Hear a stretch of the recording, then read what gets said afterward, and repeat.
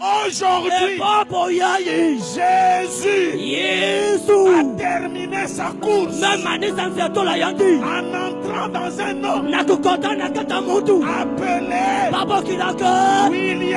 William Marion Branham. C'est la forme physique. Donnez-moi un amen pour que je prêche. Amen. Il faut que vous voyez, on peut dire tout de moi. Mais quant à l'amour de Branham, ça vous n'allez pas diminuer ça. Oui frère, je vais choper même quelqu'un. J'aime Branham plus que Jésus. Il y a quelqu'un, il y a un amour, ça se croise.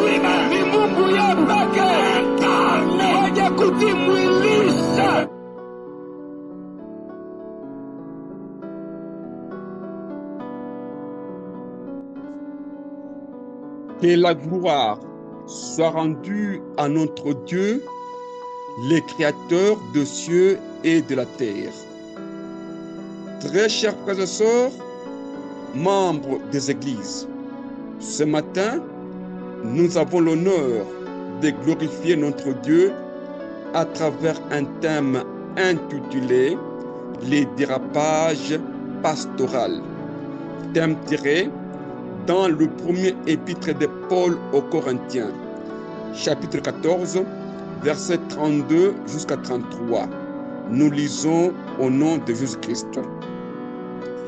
Les esprits des prophètes sont soumis aux prophètes, car Dieu n'est pas un Dieu de désordre, mais de paix. Très chers frères et sœurs, membres des églises, la parole de Dieu doit refléter la nature de Dieu, car Dieu est un Dieu de paix, d'harmonie, d'ordre et de clarté, et non pas un Dieu de conflit et de confusion. La prédication de la parole de Dieu dans nos églises ne doit pas s'accompagner avec un débordement de la sagesse humaine. Les prédicateurs créent l'ambiance charnelle et cherchent le fanatisme humain dans l'église, en cherchant à adorer la créature au lieu d'adorer les créateurs. Comme le cas de 1. Jésus a terminé sa course en entrant dans un homme appelé William Branham. 2. J'aime Branham plus que Jésus. 3. Branham est Dieu lui-même.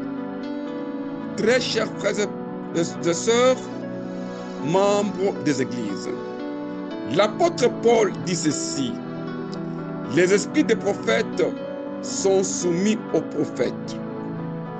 Dans nos églises, nous avons 3 esprits qui régissent nos cultes. 1. L'esprit de Dieu. 2. L'esprit des prophètes. Et 3. Les esprits impurs. Si nous lisons le premier épître de Jean, chapitre 4, verset 1, nous lisons au nom de Jésus-Christ. Bien-aimés, n'ajoutez pas foi à tout esprit, mais éprouvez les esprits pour savoir s'ils sont de Dieu. Car plusieurs faux prophètes sont venus dans le monde.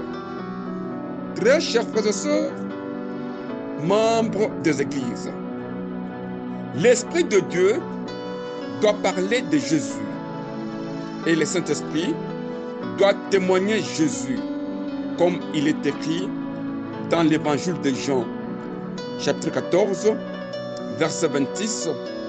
Nous lisons au nom de Jésus-Christ: quand sera venu les consolateurs que je vous enverrai de la part du Père, l'Esprit de vérité qui vient du Père, il rendra témoignage de moi. Très chers frères et sœurs, membres des églises, le Saint-Esprit rend témoignage de Jésus.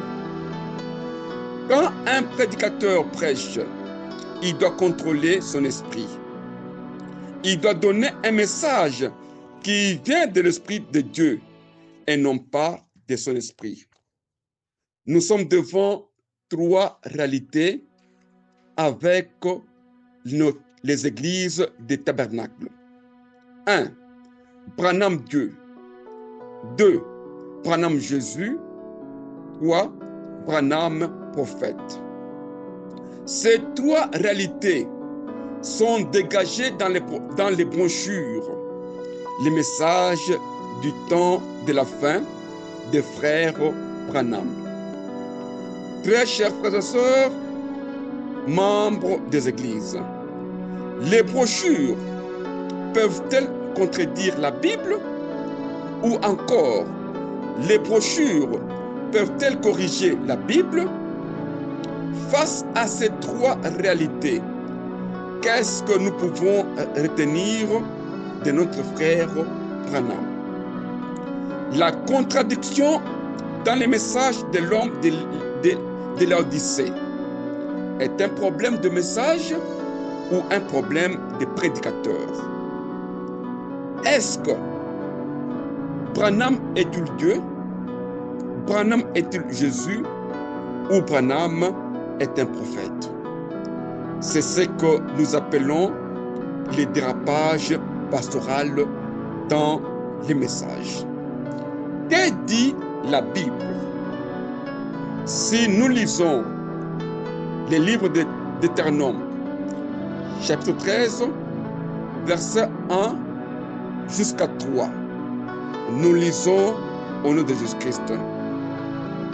Si il s'élève au milieu de toi un prophète ou un songeur qui t'annonce un signe ou un prodige, et qui ait accomplissement du signe ou du prodige dont il t'a parlé en disant: allons auprès d'autres dieux, de Dieu que tu ne connais point, et servons-le.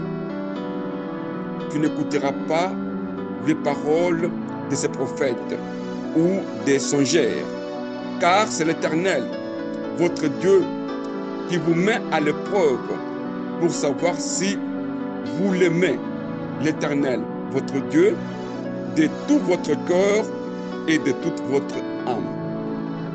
Très chers frères et sœurs, membres des églises, Dieu peut envoyer un prophète avec des signes de temps de la fin et l'accomplissement de ces signes pour éprouver notre foi en Jésus-Christ. Si il s'élève au milieu de toi un prophète qui t'annonce un signe et qui est accomplissement du signe dont il t'a parlé, cela ne signifie pas que ce prophète vient de Dieu. Le message du prophète peut se révéler exact, mais si son message contredit les commandements de Dieu et nous pousse à l'idolâtrie et à l'apostasie, nous devons faire attention.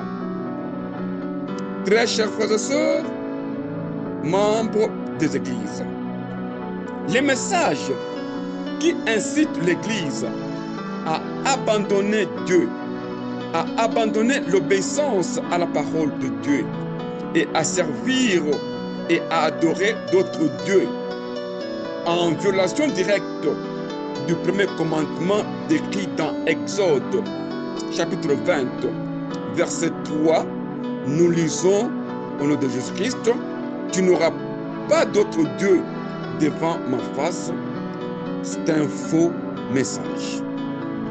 Branham n'est pas Dieu et ne pas être comparé à Dieu, les créateurs de cieux, la terre et le mer, le Dieu omnipotent, omniprésent et omniscient. Si aujourd'hui les tabernacles commencent à nous prêcher, nous, comme étant Branham et Jésus, Branham et Dieu, ce message est de l'idolâtrie c'est pas vrai. Si nous lisons le livre d'Apocalypse, chapitre 22, verset 8 jusqu'à 9, nous lisons au nom de Jésus-Christ. C'est moi, Jean, qui ai entendu et vu ces choses. Et quand j'eus entendu et vu, j'ai tombé aux pieds de l'ange qui me les montrait pour l'adorer. Mais il me dit, garde-toi de le faire.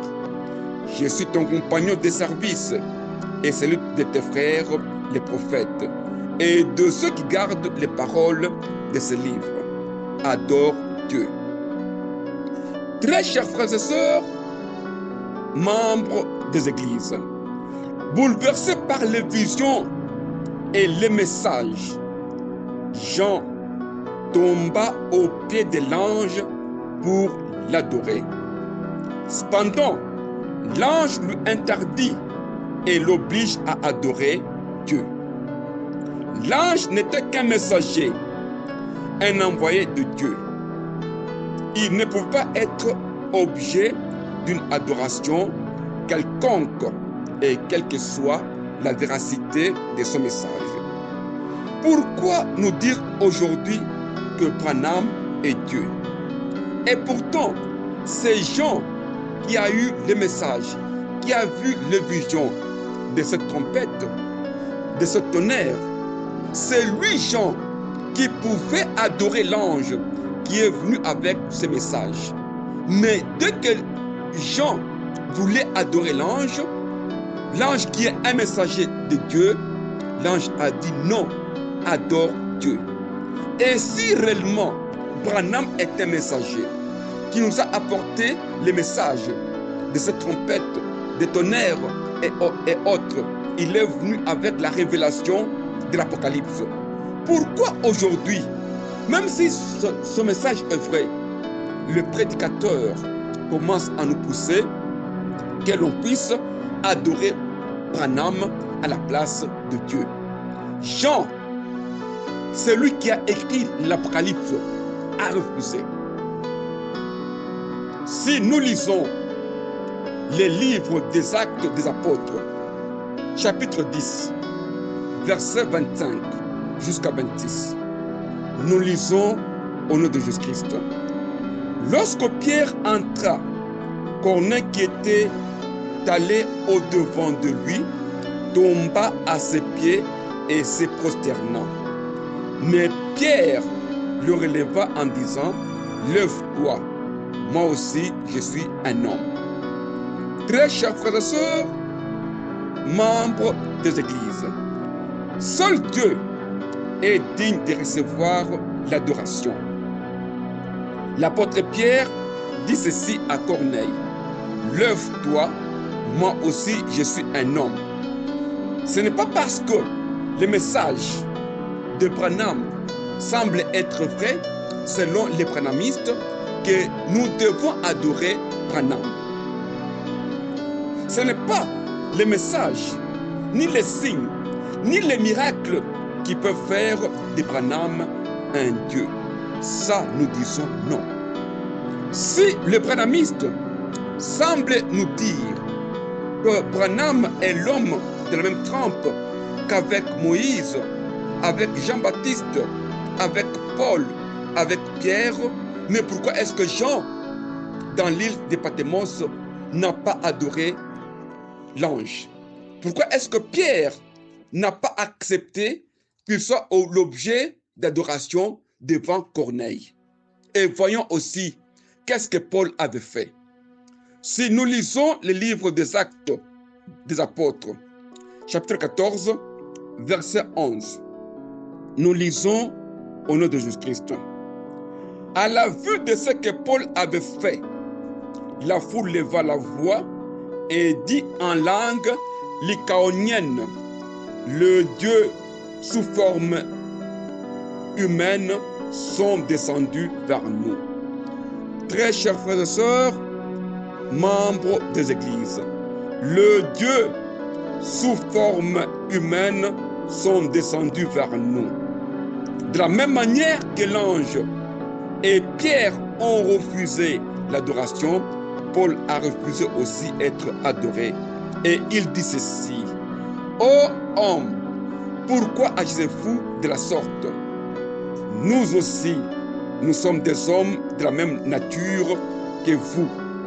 Et vous apportons la bonne nouvelle pour vous tourner vers le Dieu vivant qui a fait le ciel, la terre, la mer et tout ce qui s'y trouve.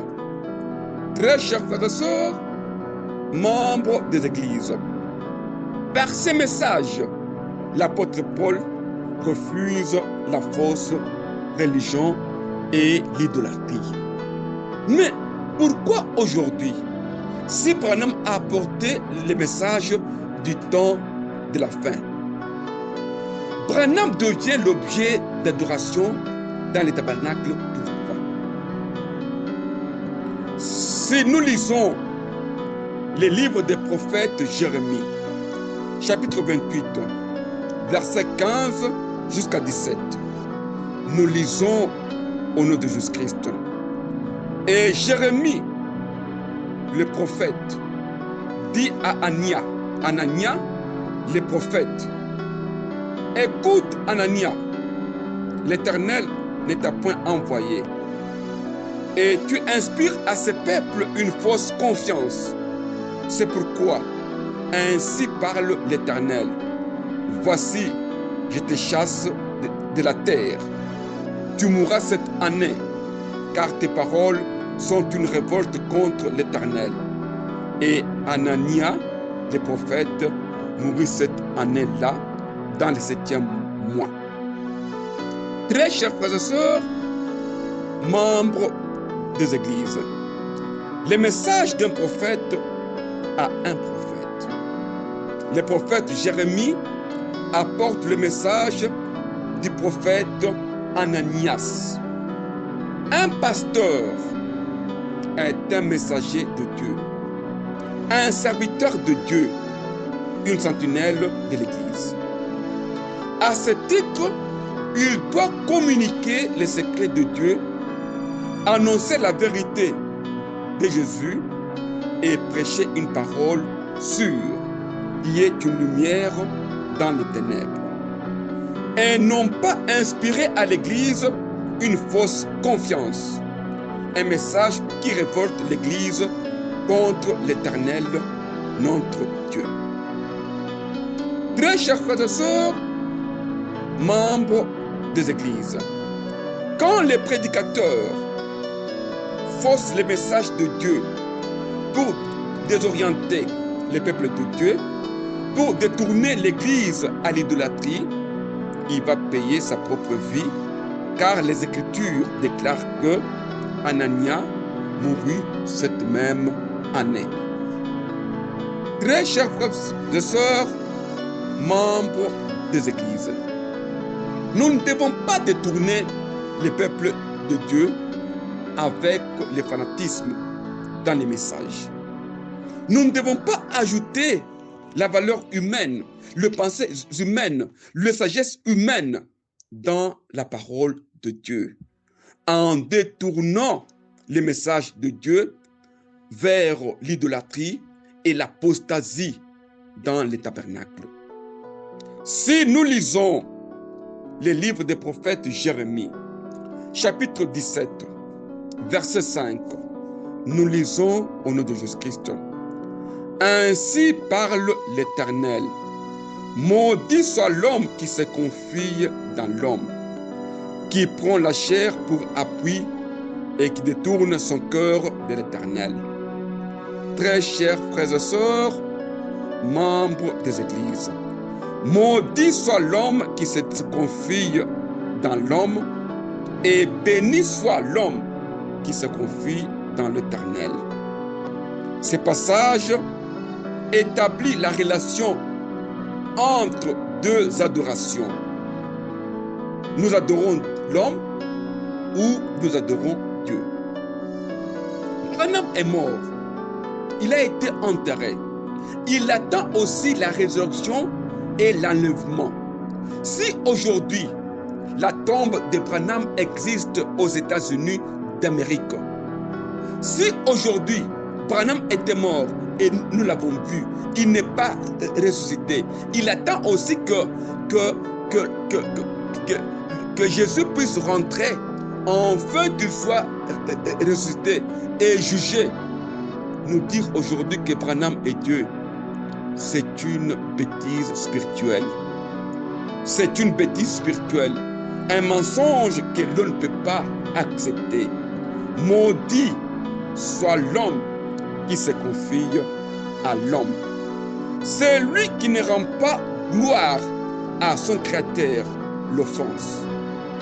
Et refuser de reconnaître Jésus, c'est égarer l'assemblée et plonger l'Église dans les ténèbres.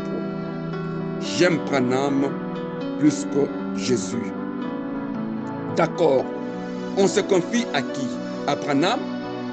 Et même encore par cette prédication, on contredit totalement les messages de frère Branham. Car Branham a prêché, il a dit que Jésus viendra prendre l'Église. Si c'est Jésus qui viendra prendre l'Église, si Branham devient Dieu, si Branham devient Jésus, alors Branham est l'époux qui viendra prendre l'Église. Cela est faux. Quand la tombe de Branham est là, nous attendons tous les sons de la trompette, afin que les morts soient ressuscités et qu'on aille tous dans l'enlèvement selon la prédication des frères Branham.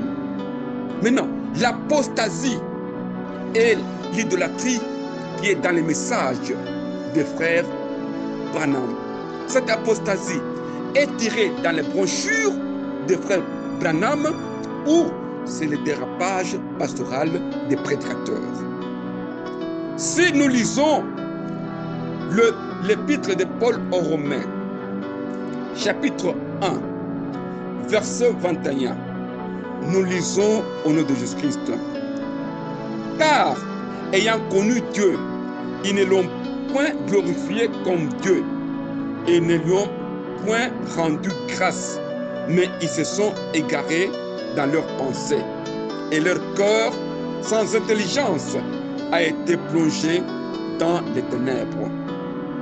Très chers frères et sœurs, membres des églises, le but principal de la parole de Dieu dans l'homme est d'obéir et de glorifier Dieu. Or, glorifier Dieu, c'est l'honorer, reconnaître ses attributs et le louer pour ses perfections. Nous ne devons pas changer la vérité de Dieu en message pour adorer et servir la créature à la place du Créateur. J'aime Branham plus que Jésus. Branham est Dieu lui-même. Et pourtant, dans le message du tabernacle, on nous dit que Jésus est Dieu. Mais si aujourd'hui, cette confusion commence à se créer dans la prédication, la multiplicité des tabernacles, on dirait carrément que le message de Branham est faux. Et Branham est l'antichrist qui est venu combattre l'église de Jésus-Christ. Très chers frères et sœurs, membres des églises, un prédicateur inspiré par le Saint-Esprit parle au nom de Jésus, pour Jésus, et faire connaître Dieu, car nous sommes tous sauvés par le nom de Jésus-Christ. Comme il est écrit dans les livres des Actes des Apôtres, chapitre 4, verset 12, nous lisons au nom de Jésus-Christ. Il n'y a de salut en aucun autre, car il n'y a sous le soleil, sous le ciel, aucun autre nom qui ait été donné parmi les hommes par lesquels nous devions être sauvés. Très chers frères et sœurs, membres des églises, Jésus est le nom qui sauve. Quand un prédicateur est infidèle, qui pude, ruseux et menteur, il annonce le message à son profit et pour son père, le diable. Jésus a terminé sa course en entrant dans un homme appelé William Branham. C'est faux, c'est faux. Et nous disons non. Jésus n'a pas terminé sa mission en entrant dans un homme appelé Branham. Branham, un homme, n'a pas la capacité d'incarner la plénitude de Dieu comme Jésus. Ça, nous disons non. Il est un homme. Il sera condamné et jugé. Dans le livre de l'Apocalypse, il est dit comme ça. Jean a vu les trônes et le jugement des grands et des petits morts. Les grands morts sont les messagers, sont les pasteurs qui prétendent avoir le message de Dieu. Les petits morts sont tous ceux-là qui suivent ce messager et ces prédicateurs-là. En tout cas, sachez qu'à la fin, eux les messagers et ceux-là qui ont suivi ces messages seront tous devant le trône de Dieu pour être jugés. Jean dit ceci, j'ai vu le grand mort. Le grand mort, c'est le Branham. Le Branham là, le messager là, c'est un grand mort. Et les petits morts sont les branhamistes qui l'ont suivi. Est-ce que Branham a eu réellement le message de Dieu? Oui ou non? Et il sera jugé. Si aujourd'hui, on commence à substituer Jésus à la place de Branham, nous disons non. Nous disons non, ça c'est un faux message. Très chers frères et sœurs, membres des églises, un pasteur qui exerce une autorité sur l'église et exerce le ministère du culte doit éviter à tenir des propos choquants qui sont en dehors de la parole de Dieu. De placer la vérité de Dieu. Jésus a terminé sa mission terrestre en envoyant le Saint-Esprit et non pas en entrant dans un homme charnel, un homme immortel, William Branham. Si nous lisons l'évangile de Jean, chapitre 14, verset 16, nous lisons au nom de Jésus-Christ. Et moi, je prierai le Père et il vous donnera un autre consolateur afin qu'il demeure éternellement avec vous. Très chers frères et sœurs, membres des églises, ça ce sont les dernières recommandations que Jésus a laissées à ses disciples. La promesse du Saint-Esprit. Le Saint-Esprit est venu prendre la place en nous pour continuer l'œuvre de Jésus. Et le Saint-Esprit est de la même origine divine que Jésus. Et parfaitement, le Saint-Esprit est un avec Jésus, comme Jésus est un avec le Père. Jésus n'a pas terminé sa course en entrant dans William Branham. Ça, c'est le dérapage pastoral. Branham n'est pas le consolateur. Nous connaissons l'ivresse de langage dans les messages des prophètes de l'âge de Laodicée. Nous devons faire attention. Nous devons faire attention. Et nous ne devons pas accepter la continuité des messages qui sont dans les brochures. Jamais les brochures ne peuvent pas remplacer la Bible et jamais les brochures ne sont pas la continuité de la Bible. Nous connaissons Dieu à travers les Saintes Écritures. Nous ne connaissons pas Dieu à partir des brochures. Les pasteurs qui font les dérapages pareils payent leur condamnation et nous verrons quand le grand jugement viendra, on va juger le grand mort et les petits morts. Le grand mort, est-ce que Branham a eu réellement le message de Dieu? Les petits morts, ceux-là qui se disent être branhamistes, sont-ils en réalité dans la vérité? Très chers frères et sœurs, membres des églises, ce matin, c'est votre frère, l'apôtre Taylor Kankonde Kalomba. Je vous remercie au nom de Jésus-Christ.